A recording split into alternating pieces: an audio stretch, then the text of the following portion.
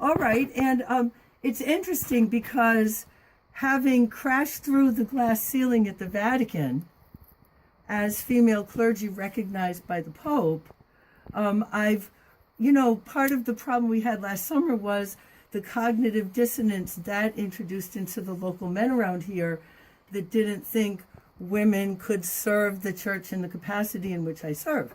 So I do think I can talk about rights. Personally, I don't think abortion is a right we should be running around defending.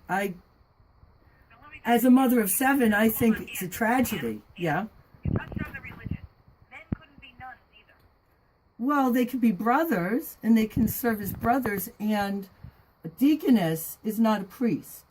I'm not a priest. Priests are... So that you don't have to belong to the religion, right? What? You don't have to belong to the religion that doesn't accept you in a certain role. We're talking about... But the Pope accepts me in this role. The Pope accepts me in this role. He's actually written to me, recognizing me in this role, and then our local bishop refuses to recognize me because he doesn't think so. So he's supposed to follow the Pope. Yes. That's a religious conversation. You choose your religion.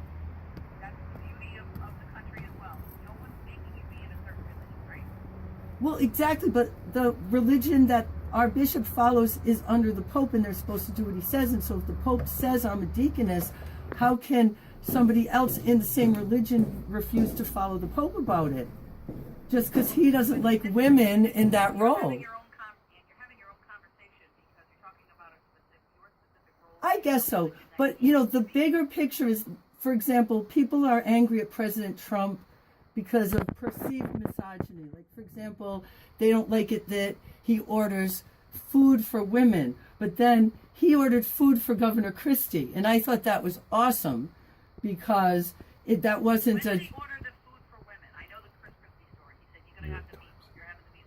Well, the New York Times had written up a big article, I think, during the primary season, and I don't think it had come to light how much fake news they actually were, but at the time, it was this big front page, Donald Trump's treatment of women is so terrible, and one of the things was he didn't let women order their own food at dinners.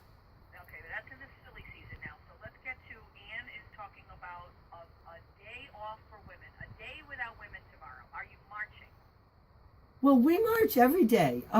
We march for example, my right as a woman to use cannabis to treat menstrual cramps, which is... You march every single day. We do. We put on our robes. We put videos on YouTube and Facebook about it. We march every day for the rights of all women to, for example, treat their sicknesses with, plants they grow in their own garden instead of having to take drugs. With all due respect, how do you make a living if you're out marching every day? I used to work for Raytheon as a Six Sigma expert, and I have a nice retirement account.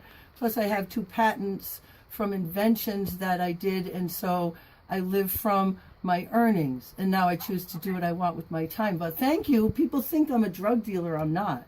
No, you are. I know who you are. You also did a little run for governor, and you are heavily into cannabis. You don't like me to say marijuana. That's right. Thank you for acknowledging that. Thank you very, very much. It's a disrespect. That term is so disrespectful for women. It was the catcall. Marijuana is disrespectful to women. It is. They used to, when the Mexican workers were being forced to work on the railroads and their wives were being forced into prostitution, the white men would summon them with this catcall, marijuana, they couldn't refuse. And William Randolph Hearst actually spoke a vile insult, saying the lie that cannabis would make women so wanton, it would make even the Blessed Virgin Mary. That's where that came from in the English language.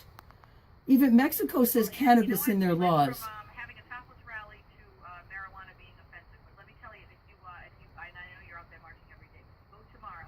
Call me tomorrow morning to tell me what's planned. I will, and God bless you. Thank you, because... WPRO. Patty's in East Providence.